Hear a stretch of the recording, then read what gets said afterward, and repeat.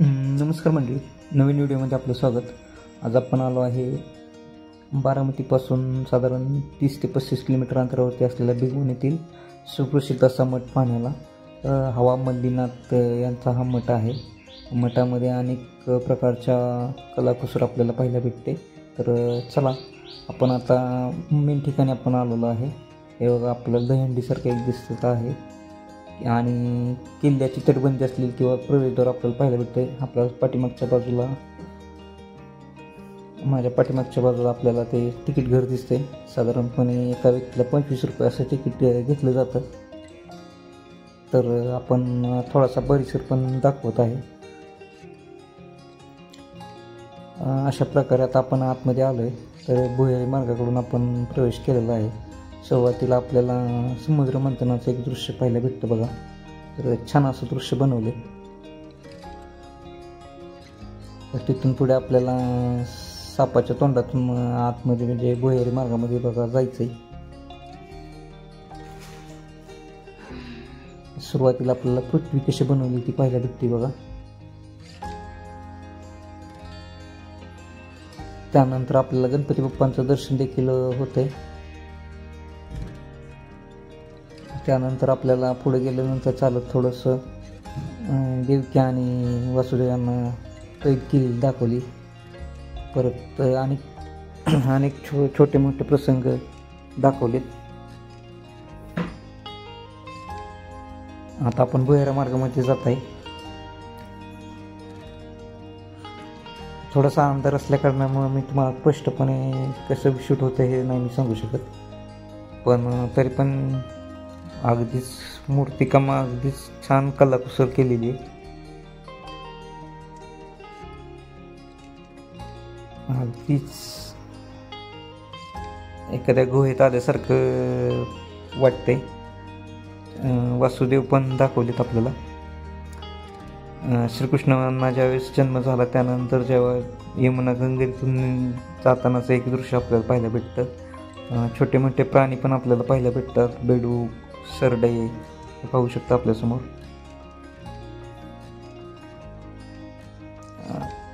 कृष्णांच्या जीवनावरती अनेक प्रसंग, महाभारतातील देखील अनेक प्रसंग या ठिकाणी दाखवले.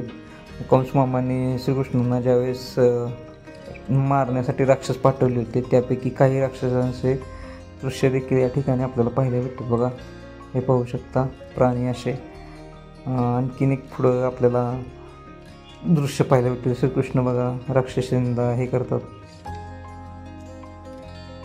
तर अशा प्रकारे आपल्याला अनेक सुबक अशी कलाकुसर साधलेली दिसते बघा.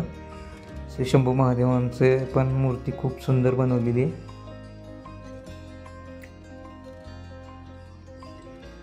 प्रसिद्ध असं हे ठिकाण आहे. भिगवणच्या अगदी जवळ आहे. बारामती पासून 35 किलोमीटर अंतरावरती असलेलं आणि सुप्रसिद्ध असं ठिकाण आहे. मंदिर पाहण्यासारखं आहे. पुणे सोलापूर हायवे लगत आहे. आपण पुढचा प्रसंग पाहत आहोत. श्रीकृष्ण दही चोरताना असं दाखवलेलं आहे. हे पाहू शकता चित्ता.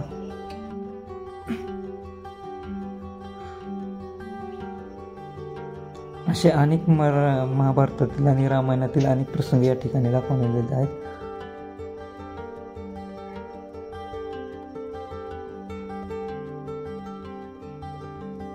शिवशंकर यांचे देखील अनेक प्रसंग या ठिकाणी आपल्याला पाहायला भेटतात बघा. खूप छान असे प्रसंग आहेत.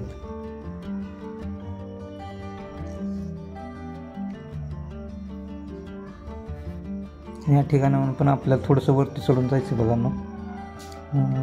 थोडंसं उन्हाळ्याचे दिवस असल्यामुळे गरम होते जास्त. ऋषीमुनींचा एक आश्रम पण आपल्याला दाखवलेला आहे. हे पाहू शकता खूप सुंदर अशी कलाकुसर. शंभू महादेवांचं मंदिर. बऱ्याच अशा या ठिकाणी फिरताना म्युझियममध्ये आपल्याला बऱ्याच कलाकुसर पाहायला भेटतात. हे बघा अगदी सुबक आणि रेखीव असं काम केलेलं आपल्याला पाहायला भेटते. हा मठ अगदी पाहण्यासारखा आहे. फॅमिलीसोबत फिरण्यासाठी, फॅमिली ट्रिप, एक दिवसाची ट्रिप फिरण्यासाठी खूप छान असं पाहण्यासाठी आणि माहितीपूर्ण असं आहे.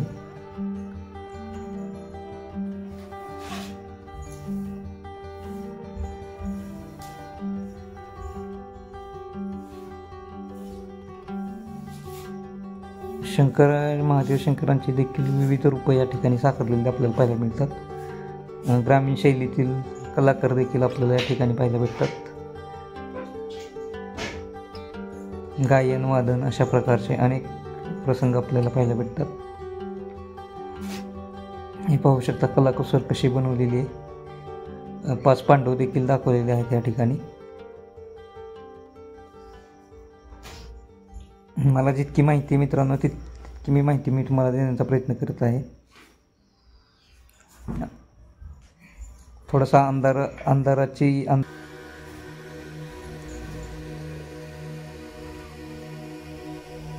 शक्तीचे दैवत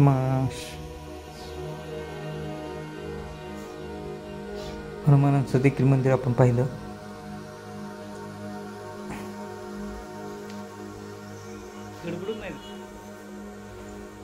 माता सरस्वती यांचे देखील मंदिर आहे खूप छान. तर ही पण देवी कोणती ती मला सांगा कमेंटमध्ये, मला माहीत नाही आहे. जितकी माहिती आहे तितकी मी सांगण्याचा प्रयत्न केला आहे. तुम्हाला जर याबद्दल काय फारशी जास्त माहिती असेल तर मला कमेंटमध्ये नक्की सांगा. माझ्या पाठीमागे आपण पाहू शकता की खूप सुंदर अशी सुबकानाला जे गुहेतून आपण ज्यावेळेस बाहेर पडतो त्यावेळेस बघा हे डिझाईन आपल्याला पाहायला भेटते. अगदी मनमोहक आणि खूप सुंदर अशी कलाकुसर बघा आपल्याला पाहायला भेटते. याच्यावरती बघा बारीक अक्षरामध्ये आपल्याला दिसत असेल की मल्लीनाथ असं काय लिहिलेलं आहे बघा. पुन्हा एकदा तुम्हाला मी दाखवतोय बघा कसं आहे आतमध्ये ते. आता आपण गुहेतून बाहेर पडलोय तर हा आपल्याला बाहेर पडल्यानंतर आपल्याला हा सुरेख असा रथ पाहायला भेटतो. या ठिकाणचं बरंचसं काम अर्धवट राहिलेलं स्थितीत आहे. हे पाहू शकता की खूप सुंदर असा नजारा आपल्याला दिसत आहे. हे गार्डनमध्ये सुद्धा खूप छान अशी मूर्त्या ठेवलेल्या आहेत. ग्रामीण शैली देखील दाखवण्याचा प्रयत्न या ठिकाणी झालेला दिसतो.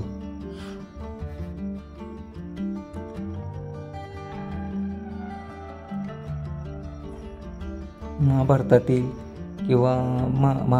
किंवा रामायणातील देखील अनेक प्रसंग आपल्याला या ठिकाणी पाहायला भेटतात.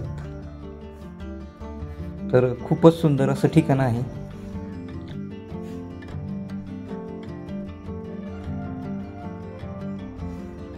अगदीच बारामतीच्या जवळ पुण्यापासून साधारणपणे 95 किलोमीटर अंतरावरती असलेले ठिकाण आहे.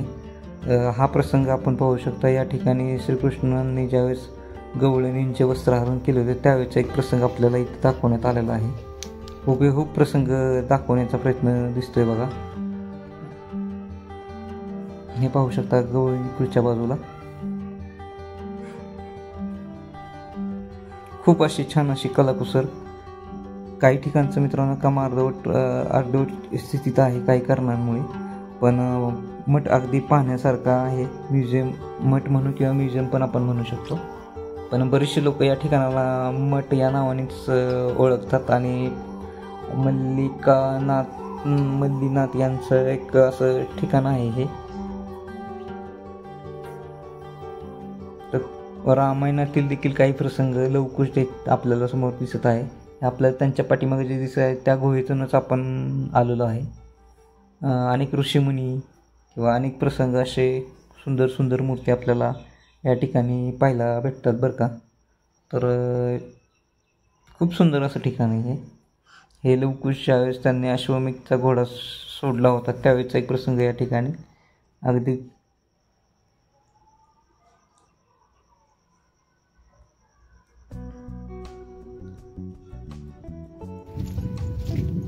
भिगवणच्या गावाच्या जवळच असलेला हा मठ म्हणजे अगदी कलाकुसरचा एक अतिशय उत्तम असा नमुना आपल्याला या ठिकाणी पाहायला भेटतो. तर ग्रामीण शैली किंवा ग्रामीण पद्धत कशी पूर्वीच्या काळी भारतामध्ये अस्तित्वात असायची असं पण आपल्याला हे पाहायला भेटते. अगदी फॅमिलीसोबत छान अशी ट्रिप होईल अशी ही ठिकाण आहे. ग्रामीण भागामध्ये ज्या पद्धतीनं काम चालायचं अशा पद्धती देखील या ठिकाणी आपल्याला पाहायला मिळतात. आणि अगदी हुबेहूब प्रसंग किंवा कलाकुसर या ठिकाणी आपल्याला पाहायला मिळते. आपल्या चॅनलमध्ये मित्रांनो अशाच प्रकारचे नवीन नवीन ठिकाणं, माहीत असलेले, प्रसिद्ध असलेले किंवा नसलेले ठिकाणं देखील आपल्याला पाहायला मिळतील. तर आपल्या चॅनलला मित्रांनो नक्की लाईक सबस्क्राईब नक्की करा. असेच नवीन नवीन व्हिडिओ पाहण्यासाठी किंवा असे नवीन नवीन ठिकाणं, प्रसिद्ध असलेली किंवा नसलेलीसुद्धा पुरातन मंदिरे किंवा नवीन ट्रेक, किल्ले अशा ठिकाणी पाहण्यासाठी आपल्या चॅनलला नक्की सबस्क्राईब करा.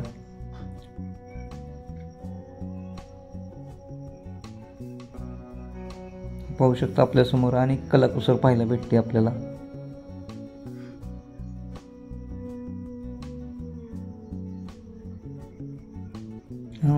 ग्रामीण शैली जीवनशैलीमधील एक प्रसंग आपल्याला पाहायला भेटतो की पूर्वीच्या काळी ज्यावेळेस आधुनिकता नव्हती त्या काळामध्ये कसं धान्य तयार केलं जायचं किंवा मळणी केली जायची असे प्रकार आपल्याला पाहायला मिळतात. पेरणीचा पण एक प्रसंग, शेतामध्ये पेरणी पूर्वीच्या काळी ट्रॅक्टर नव्हते त्या काळामध्ये बैलांच्या साहाय्याने ज्यावेळेस केली जायची पेरणी, तो एक प्रसंग आपल्याला शेतामधील आपल्याला दाखवलेला दिसतोय.